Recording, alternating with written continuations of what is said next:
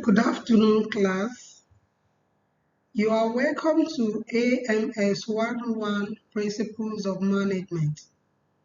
Today, we shall be discussing Unit 1 of Module 3, which is titled Controlling. My name is Nancy Ugochi Chidebere. I will be your facilitator for this course.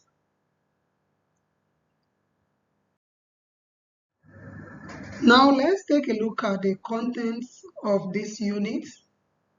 We shall be looking at the definition of controlling, types of control, requirements for effective control, advantages of control, the control process, and the last not but the least, control techniques.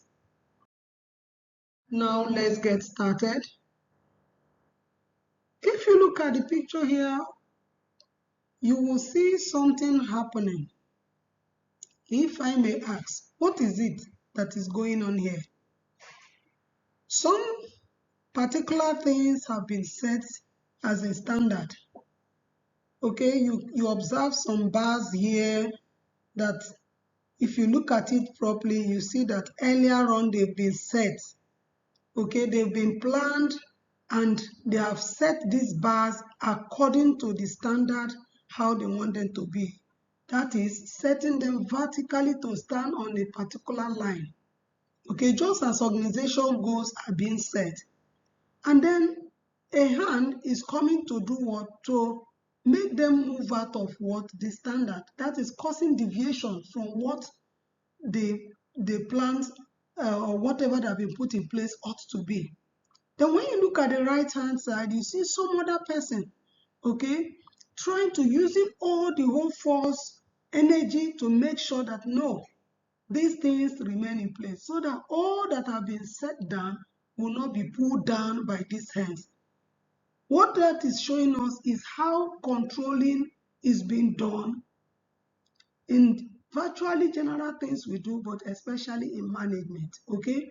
Organizations' goals are being set, plans are being made to put things in order, to set standards on how the organization wants to be run. And if there's any deviation, okay, there is always a remedy to that very deviation. So what controlling is all about is to make sure that the standard set after the planning in an organization stays the same way that it has been set. Now let's move on. So one important aspect of management is what? Is control. Because for an organization to achieve its goals or objectives, there must be what? Control that is being put in place. Managers ensure that resources are secured and used to best meet the organization goals by adhering to the control procedure. The control process ensures proper implementations of plans. If there is no control, there will be no way to monitor the implementation of plans and make sure that it is being. When you also look at this other picture that we have here, you find out that things have been set down and somebody is there to make sure that this plan did not go out of place. So the essence of control lies in checking existing actions against some desired results which have been determined in the planning process. The two major parts of control are measuring performance against the plan and then taking corrective action when the need arises. We want to also say here that planning and controlling are inseparable twins of management. They cannot exist apart from one another. Any attempt to control without plans is meaningless. What are you controlling when you didn't plan anything? You can see the planners, when you look at our picture, they are planned, okay? The future, this is where this business wanted to take to. And after planning and then you set your standards, there must be, control must be put in place to make sure that this dream is being actualized. So plans provide the control standard. plans, there's nothing to control about. Then we have 5 major types of control. We have the feedback control. In this procedure, data regarding a completed work is gathered, evaluated, and used to create similar tasks in the future. We also have concurrent control, or what we call real-time control.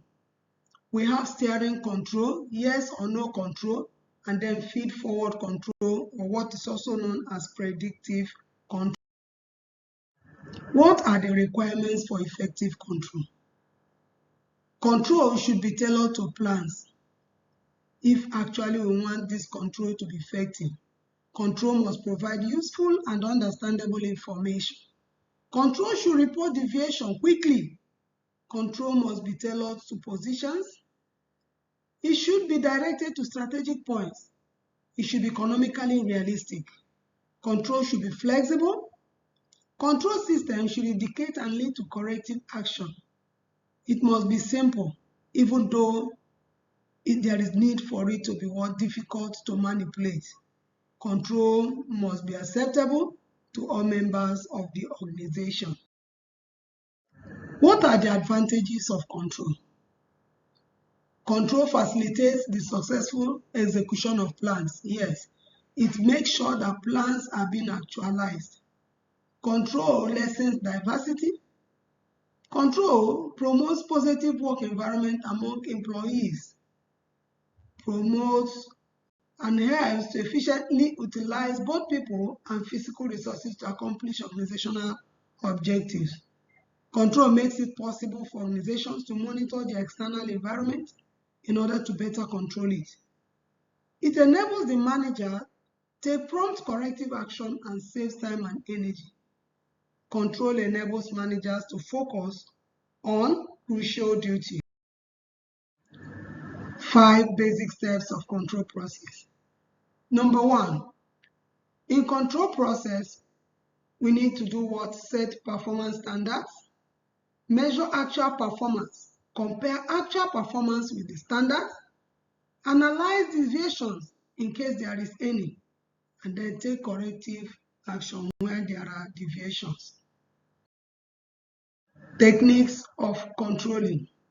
We have the traditional techniques and we have the modern techniques. The traditional ones are the way control is being done in the time past. When we talk about modern, we are talking about the contemporary techniques of controlling. Under traditional techniques, we have personal observations, break-even analysis, statistical reports, budgetary control.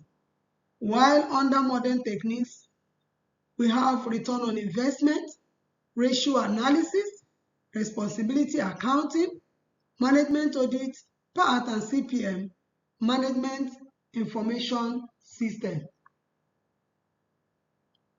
Thank you very much for listening.